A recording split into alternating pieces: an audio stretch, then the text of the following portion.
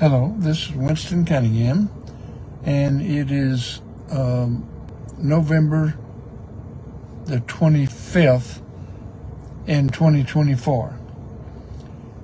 And what I'm thinking about now is that free will is not free. We've always thought about free will as being able to make whatever choices we like, and I've come to understand that it is by our choices that our lives are shaped, but the cost is in paying attention and being aware of what we're creating.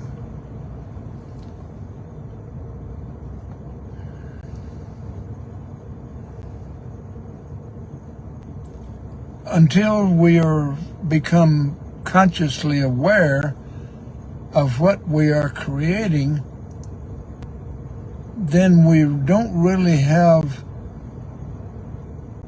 a working concept of free will.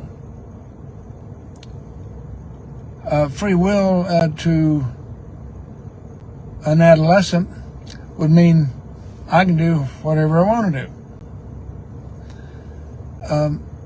But free will to an adult, spiritual adult, means something different, because a spiritual adult understands how they create their life to be as it is. So even though we've always heard of free will, it struck me that it's not really free. It's a privilege we have, and always have had, but until we become aware of the consequences of this freedom and the responsibility connected with this freedom, then we don't understand the cost. And the cost is in paying attention.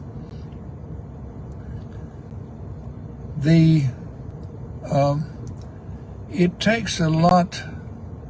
I've become acquainted with these things through my studies at School of Metaphysics, and it starts out with learning about undivided attention, and then holding undivided attention for longer periods of time through the will becomes concentration, and then concentration, as concentration is developed more and more, then to the extent we have developed our concentration, much more is available to us. So what began as just a free for all free will is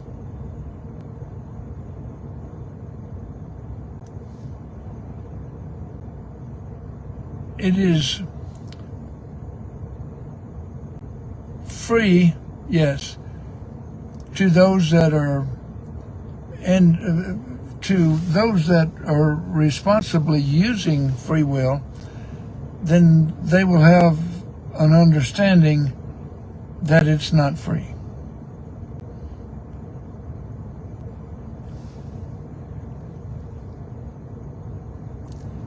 At the School of Metaphysics, one thing led to another, and I appreciate the school every day, because I came from growing up in religion, where you hear what you're supposed to do, what you're not supposed to do, but there was no teaching about the responsibility involved in thinking and putting things together. So I came from that, and I didn't get what I needed from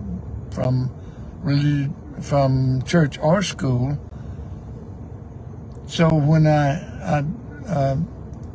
asked within myself, I just asked to be shown, and I didn't really realize at the time that I was actually talking to my own soul. And I knew that I was doing it correctly, but I didn't know the mechanics of it, and now I do. I know more about the mechanics. There's probably a lot that I don't know yet. And it's what I don't know yet that I want to fill in the blanks. So concentration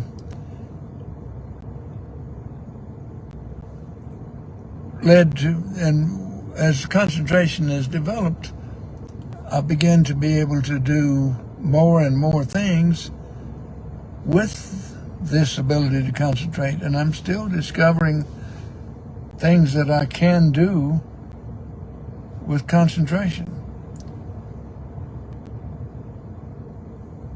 Because Jesus, the knowing quality within ourselves, says that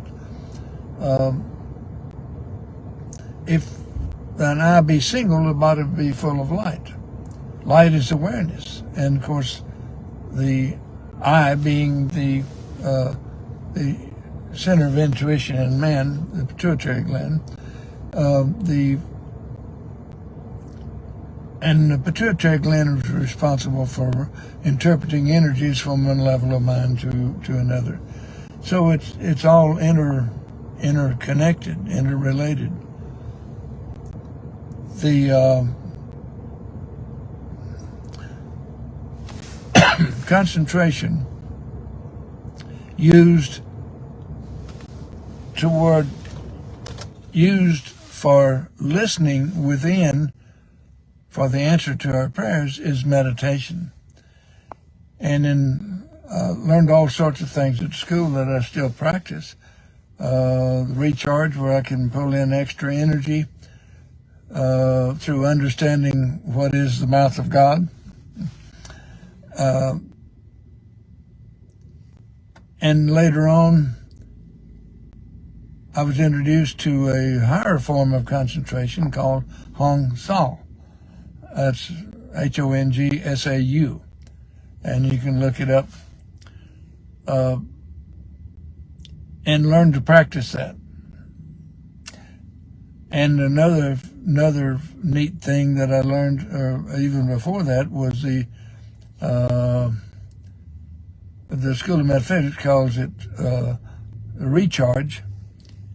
And, it was constructed by Paramahansa Yogananda, and he called it the energization exercises. And you can find a video online that will show you the moves. They don't tell you the mental part. And they may add some other video or whatever. But to learn the moves and learn how it works is worth your investigation. Because this is at least part of the reason, those two things, the recharge and the Hong Sau, those are two practices that I use that are responsible for me not being as old as other people my age. And that may be worth examination for. And of course, I learned these things at the School of Metaphysics, and that's what I needed.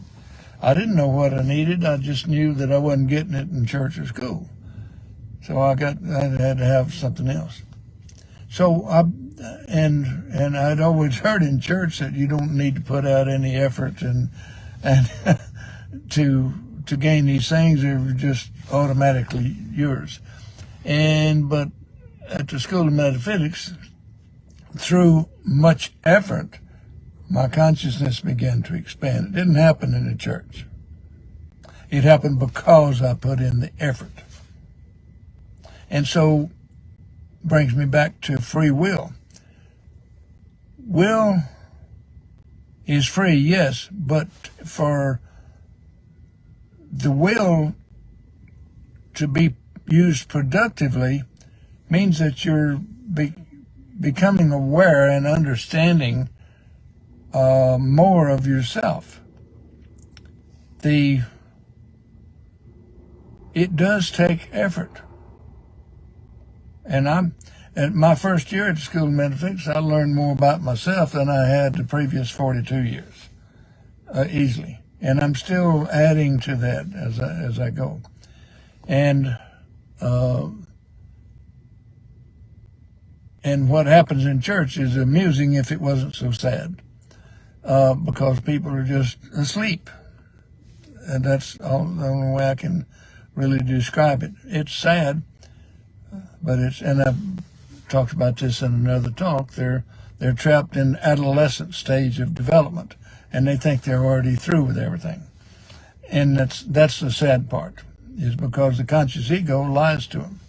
That's the devil part of each one of us, which has 4 stages of growth in itself: the serpent, devil, Satan, and then finally the dragon in Revelation. So the will used productively will produce freedom. And that's another twist on this free will thing.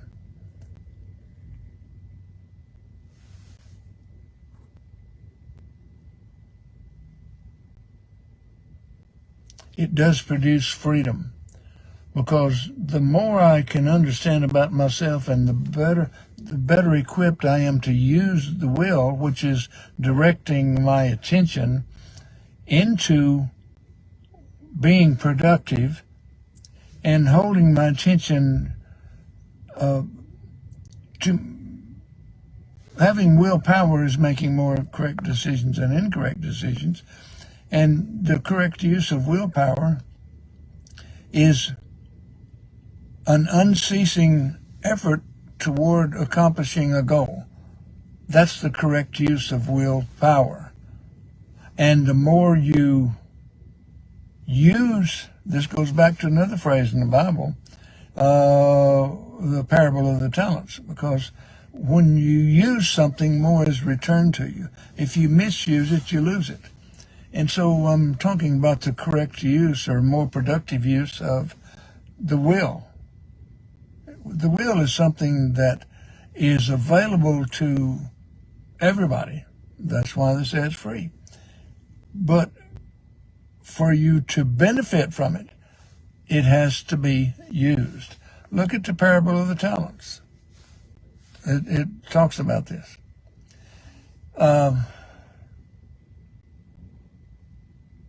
So free will is not really free. Thank you. I'm Winston Cunningham. I go now.